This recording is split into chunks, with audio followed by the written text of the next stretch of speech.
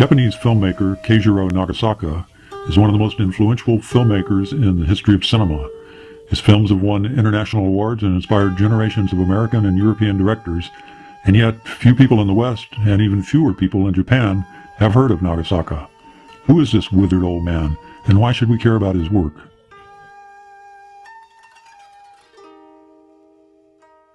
You attended art school here in Osaka and took up painting, but you weren't no good, were you? No, I wasn't. I studied Western art, but people from the West saw only the Japanese influence.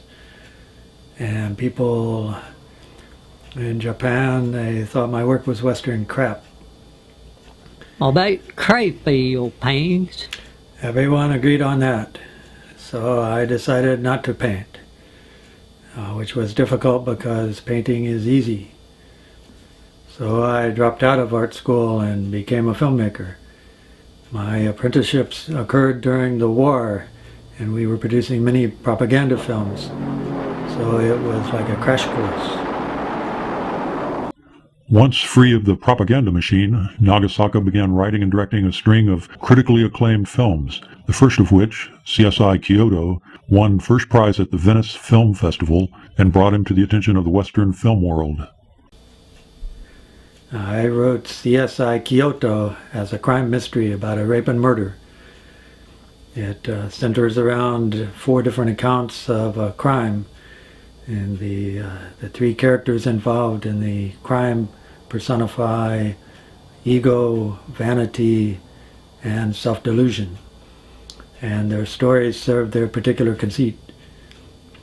None of the stories jibe with the findings of the crime scene investigator, however. You quoted as saying the Japanese don't think much of me first when they never look my finds. Exactly. Japanese audiences never liked my films, but once I gained notoriety in the West, they adored me for being famous. You'll find the Japanese are funny that way. And your sense of humor is about old too, ain't it? Westerners have a difficult time understanding Japanese humor. It's kind of like British humor in that regard. My first wife was an American, and Japanese humor drove her up the wall. For instance, I would come home from work, and after a while I might say, "Aren't you going to ask me about my day?" And so she would become curious and ask, "How was your day today?" And I would give her a suspicious look and say, "Why do you ask?" So now, as funny as that is to Japanese, Americans are just mystified. In 1971, Nagasaka went on location to South Korea to make what would be his last great film, The Seoul 7, an epic that ranks as one of the greatest films ever made. Yes, The Seoul 7. The Seoul 7 seems to resonate with Westerners.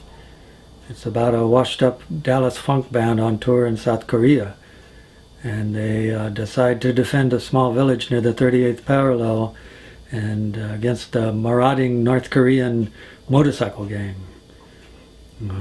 You have this band of 7 black musicians from Texas, and they're trying to come to grips with the disappointing careers.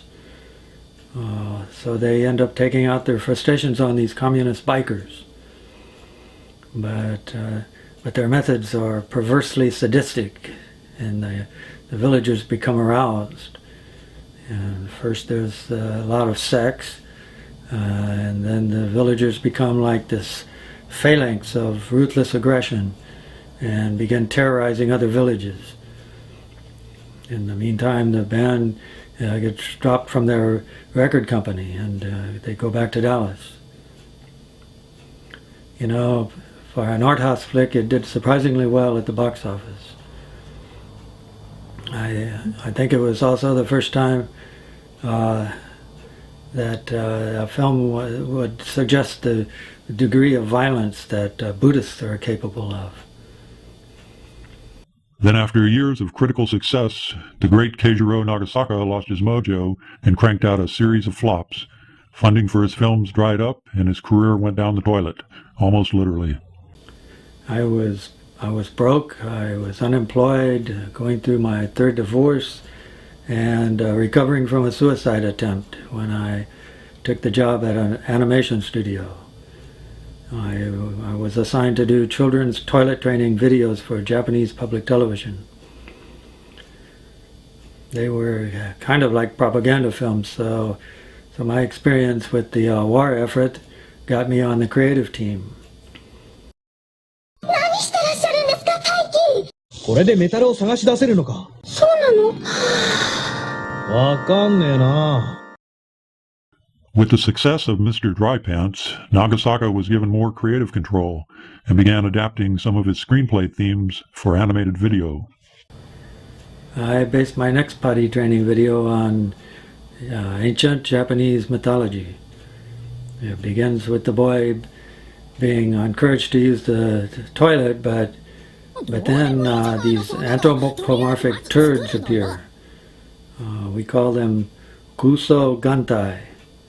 And they lure the boy down the toilet and through the sewer lines to the underworld. And that's where he learns that the adults have been conducting an ethnic cleansing of the Kuso using a system of sewage treatment plants. Kuso have been trying to end the genocide by persuading children to refuse to use the toilet. So when the boy returns home, a conflict arises between him and his parents. To the parents, it's a social issue about conforming to the norms of the community and fitting in and so on. But the kid now sees it as a moral issue. In the meantime, the Kuso are pursuing their own political agenda, to regain the strong presence they once had in the community. Nagasaka went on to create several commercially successful animated films, expanded into television sitcoms and commercials, and managed to continue working well into his 90s. But he never regained the critical acclaim he achieved in film. Then last year, a debilitating injury ended his career for good.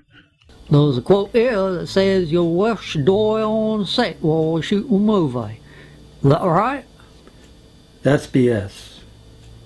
You often hear people say he died doing the thing he loved most, as if that was a good thing. Why would you want to die when you're enjoying yourself? I want to die when I'm feeling miserable. The only virtue in death is its ability to relieve you from your misery.